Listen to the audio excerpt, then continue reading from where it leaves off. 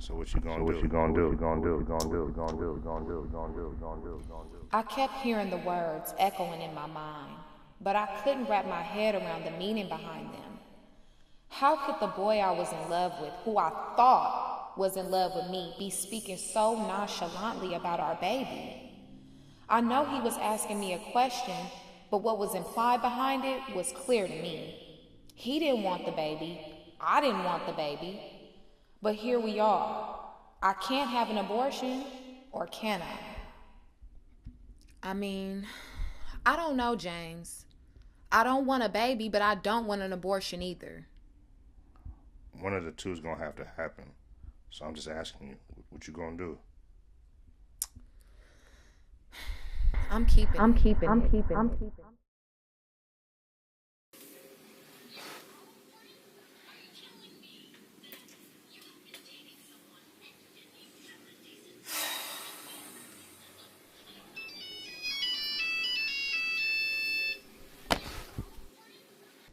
Hello?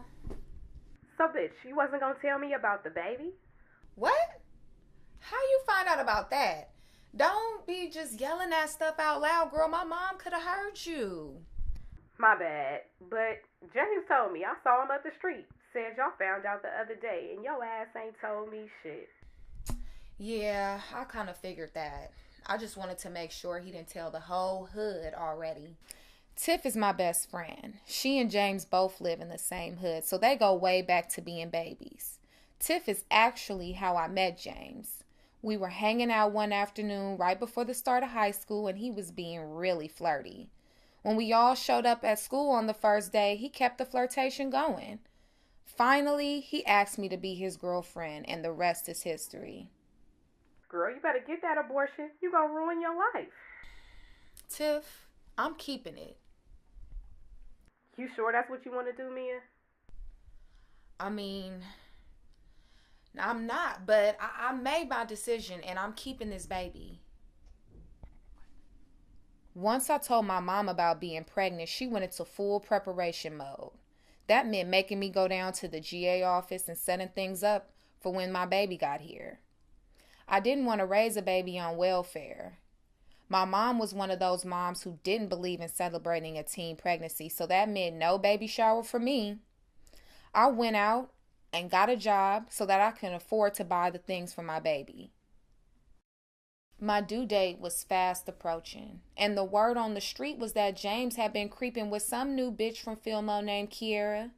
I don't know the girl, but Tiff told me she's a hoe and she has slept with all kind of guys.